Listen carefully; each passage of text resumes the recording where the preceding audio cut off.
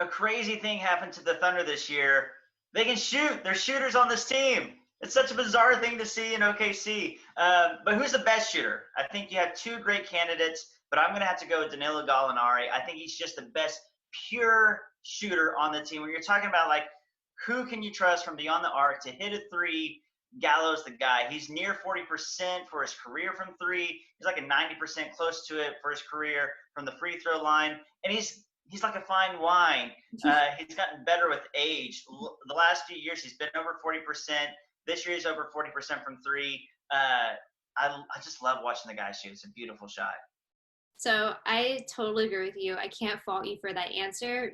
But if we're talking about overall shooting, I think you have to go with Chris Paul. So I think Danilo Gallinari is really good at, shooting when he's open. He's really good from those corners. But if we're talking about shooting anywhere from the floor, whether it's 3-point, mid-range, you've got to pick Chris Paul. And especially in clutch moments, so he's leading the NBA in clutch points.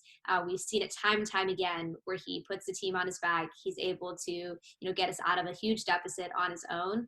And I think that really demonstrates his ability to just shoot from anywhere, not just a specific spot.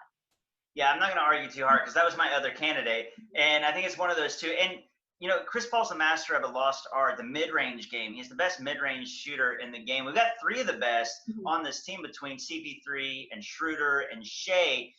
So monster of the mid-range, Chris Paul is, and he is clutch. So I won't argue too much, but I just love watching a high volume guy that's almost like a 50-40-90 guy. He's so efficient in Gallo, and I just like watching shooters shoot, and Gallo's is that's trying to be Yeah, I totally get it, because it's like Gallinari is like what we've been waiting for several seasons. It was supposed to be what Melo was supposed to be, and then what Paul George was supposed to be. Just a person that you can rely on to put up numbers, but with age and injury, neither of those really lived up to the expectations that we had. But Gallo definitely meets those expectations. It's been a long time since the Thunder had, a reliable shooter. So I can see your argument as well. But if we're talking about overall shooting, I think you got to give it to Chris Paul.